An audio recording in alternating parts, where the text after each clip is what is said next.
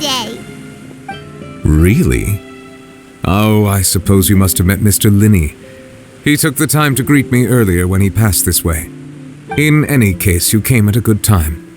I was just considering reaching out to you to set up a meeting, so I may explain some things that I haven't had the time to before. Aw, Paimon's glad that you remembered. Thank you for keeping us on your mind, what with you being busy and all. Alright, let's have it then. How was Fontaine actually saved? The whole business is still quite the mystery to us. It is strange how words can often leave a bitter taste in the mouth when it finally comes time to say them out loud.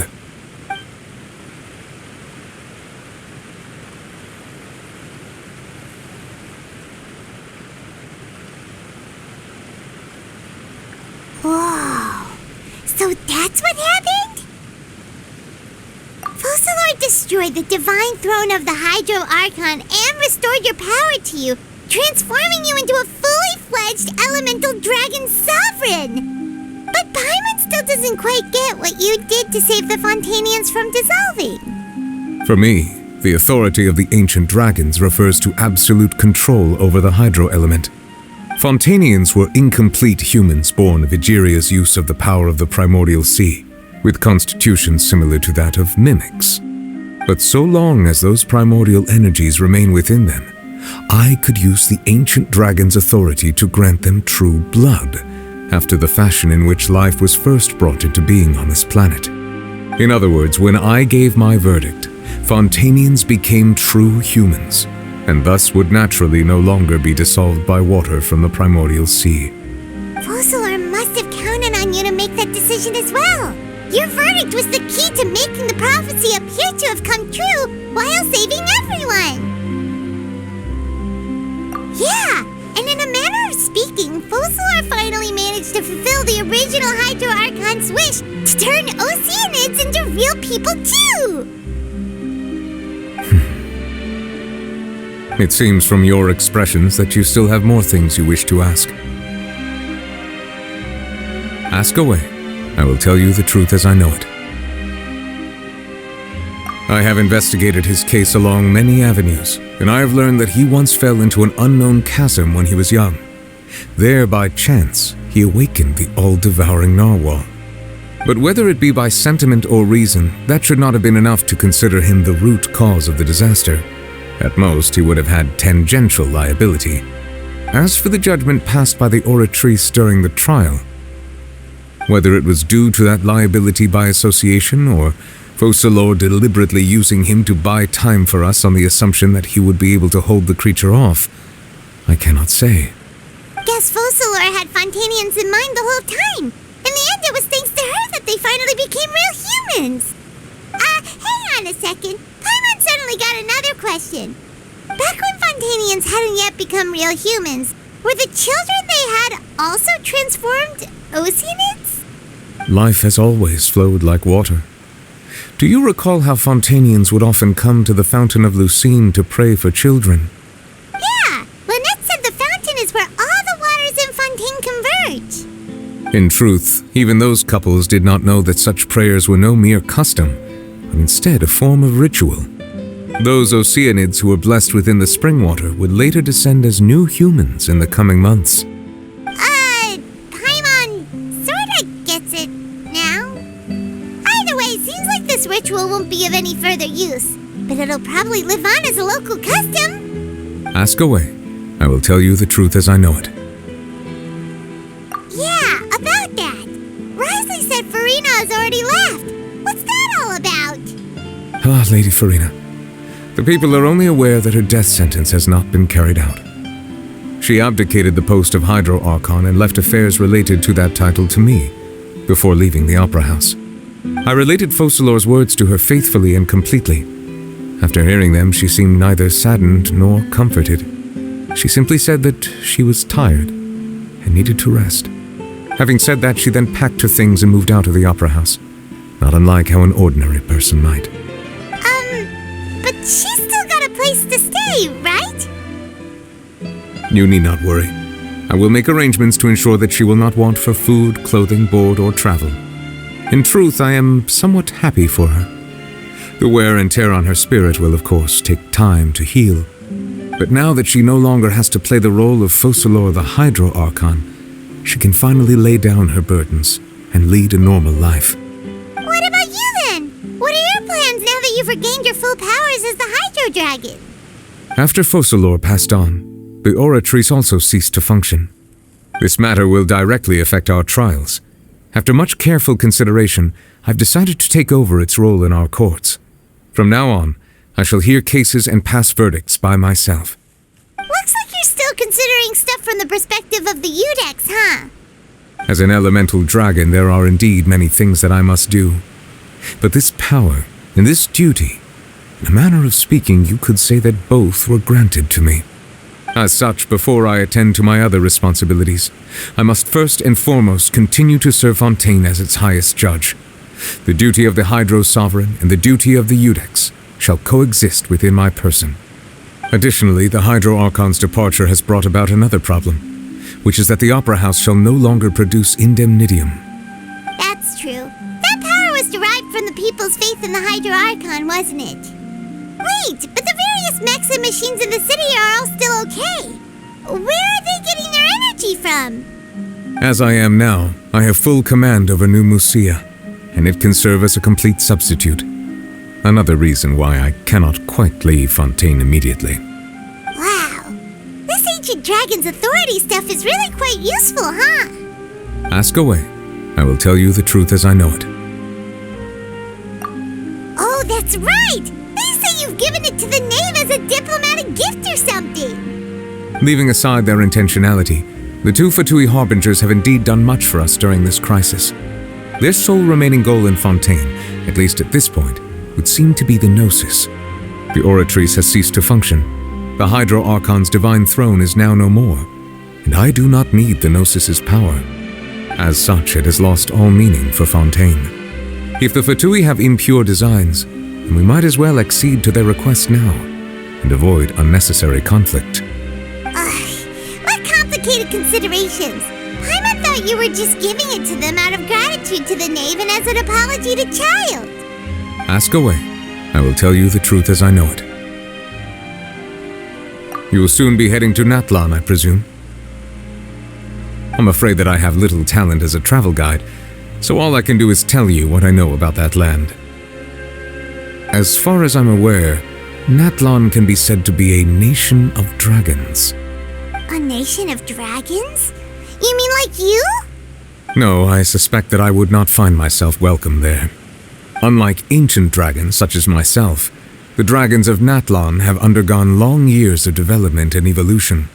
Large numbers of them have entered a form of coexistence with humanity. Natlan is also the nation of war. War ravages those lands like an undying flame. There is one other piece of information I got incidentally from my negotiations with the knave that I believe may be useful to you. The harbinger known as the Captain has thrown his hat into the endless ring of war. The Captain. Sounds like a real tough customer. Seriously, everywhere you look, there's a Fatui Harbinger doing their thing. I suggest that you fully prepare yourself before going to Natlan. In the meantime, Fontaine's doors will always be open to you. Ask away. I will tell you the truth as I know it. Hang on a sec. Paimon's still got a question about Gnosis. When we spoke to Linny earlier, he mentioned that your attitude towards giving away the Gnosis had clearly changed. We guessed that there might be some reason for it that only you were aware of. No wonder the House of the Hearth is the Fatui's intelligence division. They are certainly sharp. So regarding this specific issue, I was just getting ready to share something with you. What is it? In truth, I exchanged some further words with that lady named Skirk after sending you two back to the surface. It went something like this.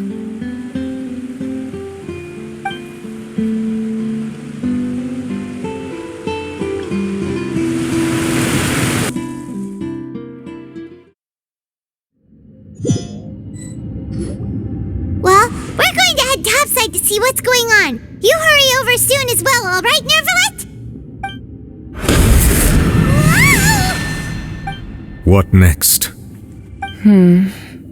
The all-devouring narwhal isn't here, so I'm no longer getting any interference. I can finally catch the scent of your power, what it's made of. It is the authority of the planet's primordial dragons, but with something very similar to a god's curse mixed in. It's quite a novel blend. I'm sure I've encountered something like this before. What was it again? I do not know what you speak of.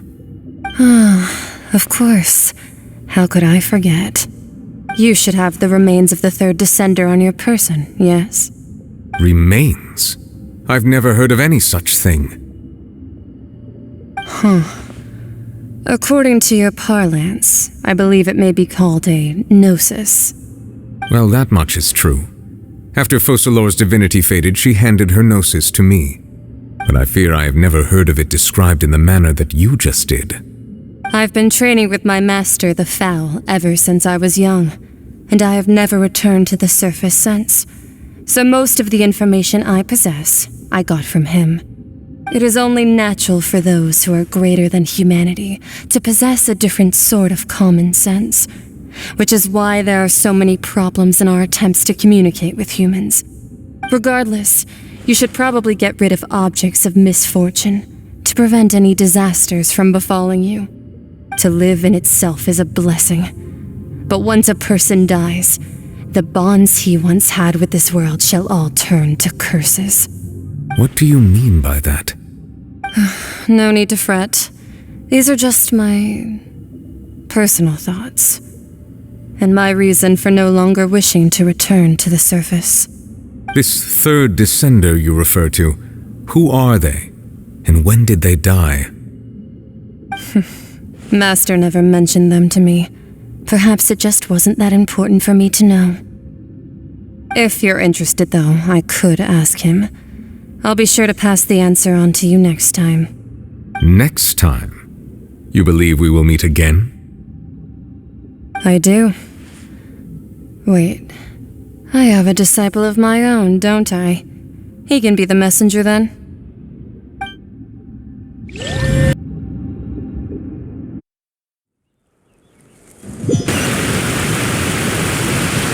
That's what she told me. Whether it would prove useful or not, I wanted to pass that information on to you. The remains of the third descender? So that's what the Gnosis actually are. Paimon just thought they looked like chess pieces. How could they be a person's remains? All the same, assuming that there was no misunderstanding or special metaphor at play, that is what she meant to say. And she said that it would bring misfortune and that you should check it, which is why you gave it to the Fatui. If she speaks the truth, then I would simply be putting Fontaine at unnecessary risk by keeping it here.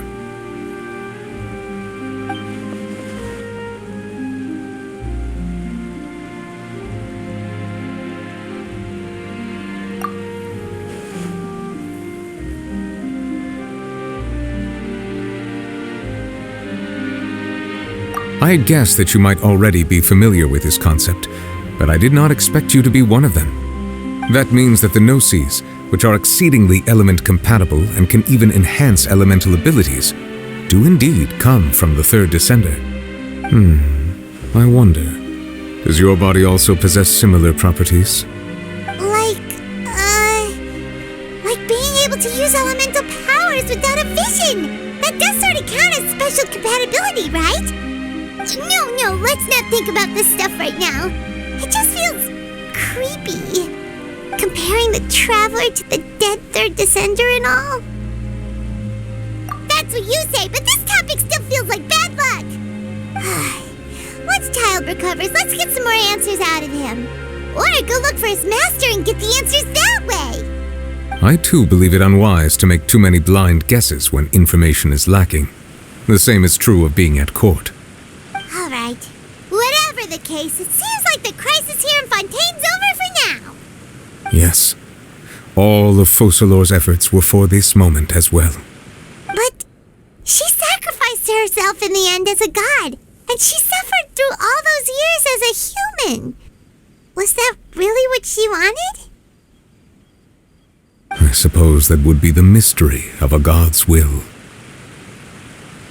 I suspect not. But once in a while, I too would guess that if wishes were like the clouds in the sky, they will one day return to the earth as raindrops. Life flows like water, and rain is the final answer. The water levels may sometimes tilt one way or another, but the rain falls fairly upon all. And what, ultimately, is the difference between the rains that fall upon all of us?